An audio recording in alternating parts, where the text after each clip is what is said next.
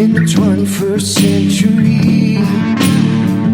Hard-working people working hard for you and me. Moving higher, time and time again. Through the years you'll find us here.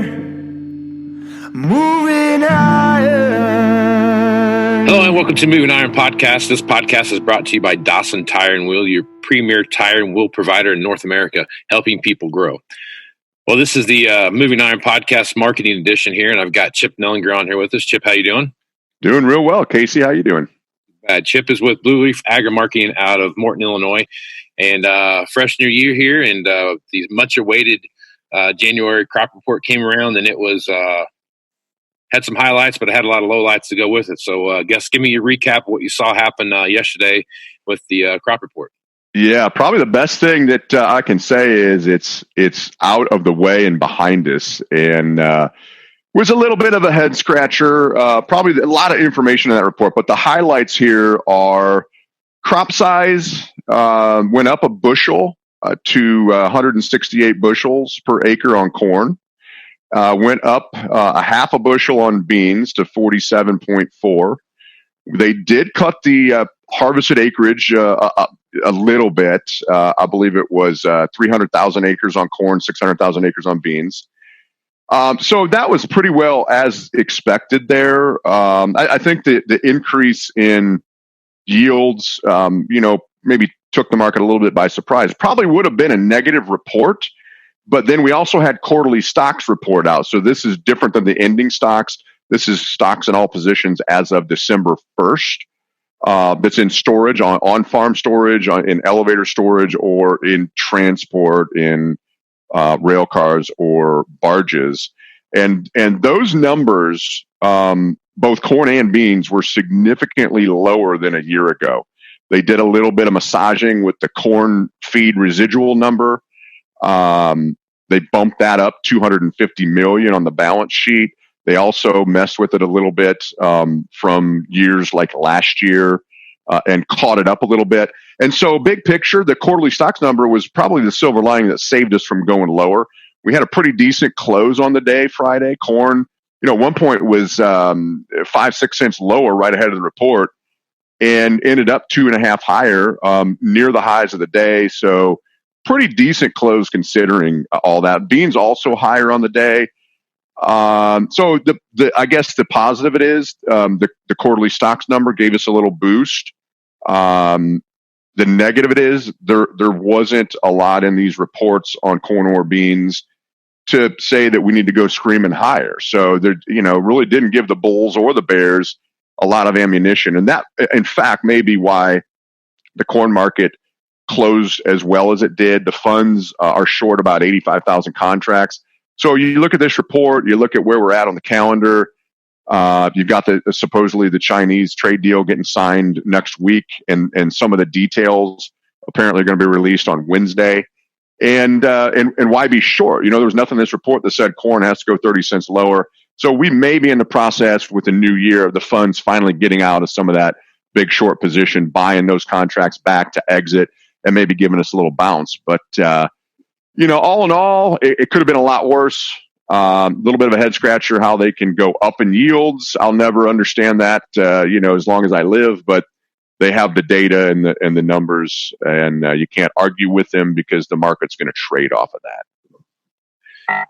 Yeah, I struggle with that too. The people I've talked to, the stuff I've read on various social media sites, just the reports I'm hearing on various ag-related newscasts.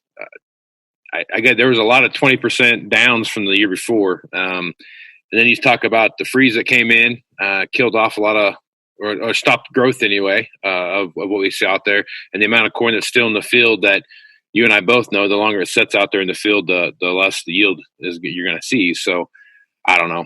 I'm kind of like you. I kind of shake my head a little bit about, I don't know what they've been seeing all year long.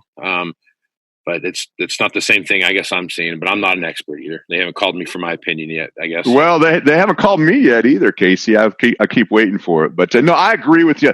I guess you could argue on the corn side that some of the and hopefully no one's listening or gets offended by this, what I'm going to call the fringe areas, right? Like I'm talking the Carolinas, Pennsylvania, Virginia, Georgia, Alabama, those areas planted record acres of corn, and they all had, or I shouldn't say all, but a lot of record yields in those states. And normally that's a blip, right? That's not that it doesn't move the needle, but this year it did move the needle. And so that helped shore us up a little bit. But I agree with you. It's just the craziest thing. And beans, especially, I'm flabbergasted. You think back, we had, so they say, compared to a year ago, less than a 3 bushel difference on yields in beans. We had 20 million acres of beans planted from about June 12th to sometime in the first week or 10 days of July. Yeah. It just is mind-boggling to me. I'll never understand it. But the market will figure it out, right? The cash market, the basis is historically strong on corn. It's really improved on beans. So, you talk to a lot of elevator managers. They're saying, hey, there's no piles. We're 2/3 full. We haven't, we've been full with piles for 3 or 4 years running. We only got 2/3 full. There's no piles around. The cash market will figure it out. So, if the bushels aren't out there, the cash market may be starting already to kind of say, yeah, they're not. We have Central Illinois, Decatur, Illinois, on Friday had 20 over corn basis. Just that's like kind of like 2012 levels, and supposedly we have this big crop out there. Yeah, but like you said, yields went up. So we have same thing out here. There's several places right around here that are maybe 15 to 20 cents basis, and then there's some that are anywhere from 15 to 40 cents over basis. So it's for there to be for the basis to be that tight, even on either side of that, with just a 20 cents of a basis to being over, tells me that there's not as much corn out there as that's what you think. Right? Yeah, and we said that all along, right? And if they are wrong, it's a little bit frustrating because they may figure that out, but now it's going to be on future quarterly stocks reports, right? It may take till September of 20 or even the first half of 21 to adjust these quarterly stocks numbers. But the cash market's strong. The market's rallying, right? By all intents and purposes, it was a bearish report, and the market put a good day in on Friday. So maybe the market has it figured out a little bit, and we're going to put a little bit of a rally in. The seasonals are with us. Typically, January to March, corn and beans over the last 5 years have put little rallies in spite of bearishness and big crops in the past. So, there's some stuff out there that's friendly. The wheat market just keeps trucking higher. We had a wheat acreage number. It came in well above what the market expected. And yet, the wheat market kind of shrugged off that, what I would say a little bit bearish compared to what was expected. Still a low number, but it actually ended up at, 300,000 or 400,000 acres higher than a year ago on the plantings. And the market expected, a million or million and a half less. And yet, wheat closes higher on the day. So somebody's buying this thing. The funds are in buy mode, obviously in wheat. They've been in buy mode in beans. We've rallied almost $1 off the lows. They've shed, 5-6 weeks ago, the funds were short 100,000 contracts of beans. They're net flat now. So let's just hope with the seasonals and this trade deal and the uncertainty, obviously if we get this trade deal done, China's going to buy, right? That's a fact. They're going to buy something in maybe massive quantities. So that may be what's driving us in spite of some of the, bearish bias of this crop report we saw. Yeah. Well, that's also going to shed a light quicker on too. If they come in, China comes in and buys record amount of soybeans or starts buying corn or something like that, or even ethanol, that's going to you're going to see pretty quick what our ending stocks look like in March. If they really start pulling through, that March report could have a pretty big splash in the market. Yeah, absolutely. It's going to be interesting to to see, the backdrop of all this is, and something that we're watching here pretty closely. You can't take your eye off the ball, because now this January crop report typically kind of signals a turning point in the market. So now we know what the old crop was and where we're going to end up. And now the market kind of looks ahead to see, okay, what's South Americans crop going to be? What's our acreage situation shaping up to be like? Now you throw this China thing in there. But at the heart of it, the deeper we get into winter and early spring, we've got the next big thing to hit the market is the March 31st acreage report, prospective plantings report. It's going to be a big number.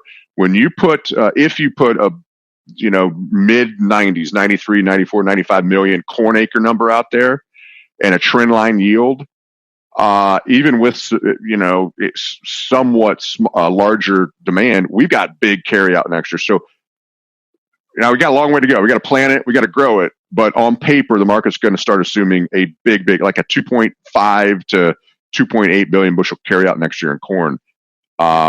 That is something that we need to protect against on rallies. Beans are the same way. And the problem with beans, we had some world numbers out yesterday too. Big crops. The USDA is historically behind. They're never the leading edge of projecting South American crops. They follow more than anything, but they still have big crops projected for Brazil and Argentina on the beans. And, that's my fear is that, sure, we're going to get some new buying from China, but South America looks like they've got monstrous crops coming on beans, and it's gonna be a big supply of beans in the world here very shortly, I'm afraid. Yep. Well, always plenty of stuff to take on as far as your decision making goes. So if folks are working on a plan, Chip, or need some help getting one started, what's the best way for them to get a hold of you? Yeah, best way is just call us up. 309-550-7213 is our office number. Great time of year to be focused on, all right, what's my plan with the rest of my old crop, 2019 bushels? What do I need to be thinking about and planning for on 2020? So any questions out there, we'd love to chat with you. Just call the office. All right, Chip. Well, thanks for being on the podcast. There's Chip Nellinger with Blue Reef Agri-Marketing. I'm Casey Seymour with Moving Iron Podcast. Make sure you check me out on iTunes, Google Play, Stitcher Radio for the podcast. Check me out on social media at Moving Iron LLC on Facebook, Twitter, and Instagram. Also, check out the Global Ag Network where you can find more podcasts that I'm a part of, and also check out the website there for the Global Ag Network so you can see what they have going on there. So I guess until next time, I'm Casey Seymour, Chip Nellinger. We'll go out and move some iron, folks. Have a good weekend. We'll talk to you again next week. Out. Moving higher in the 21st century.